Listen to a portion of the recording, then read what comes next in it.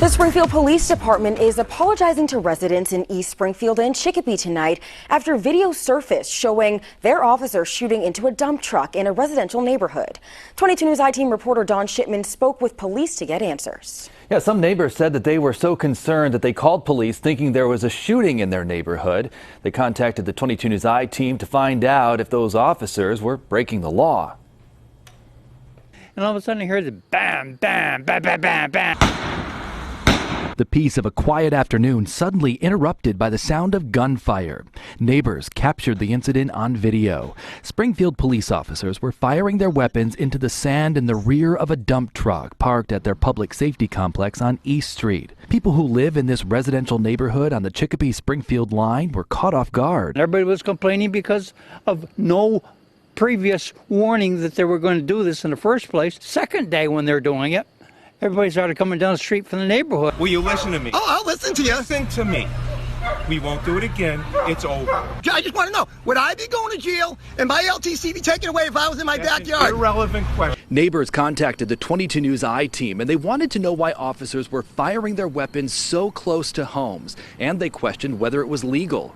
Springfield Police spokesperson Ryan Walsh told 22 News that officers were testing new equipment under controlled conditions at a police department facility. There's a public safety exemption, and there's ordinances actually speaking to that within the city. So there's nothing illegal about it for police officers or law enforcement to do that. The 22 News I-Team checked, and the city code backs that up. And the 22 News I-Team also learned that under state law, it's illegal for you to fire a weapon within 500 feet of a home, but there are exemptions for law enforcement. Walsh told the I-Team that officers took precautions using specialized ammunition. So explain that to me. Like, it's a different type of ammunition. It's not the ammunition that like officers would have when they're out on the street. It's what they use for training. It's what they use in the police academy. It's very common for instruction, education. It's not something that they carry when they go out on the street. But if a person were to be hit by that, would it be deadly? Would that be deadly? Potentially. Walsh said police used their robocall system to warn East Springfield neighbors of the testing. He also admitted that their calling system did not include the Chicopee residents living just over the city line where the test took place. The 22 News I-Team followed up with a number of East Springfield homeowners asking if they received that automated message.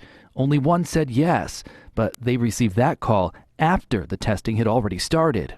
Billy over next door over here, he has 3 grandchildren that are here all the time. And if they're walking the street, who knows what would happen. We weren't being the best neighbor. We listened to the complaints and we decided to move, and it's not going to happen again. The Springfield Police Department has been using that property for about 2 years now. Before that, the U.S. military used it as an armory. Neighbors said even then, though, they never once heard gunfire there. I'm Don Shipman, working for you on the 22 News I-Team.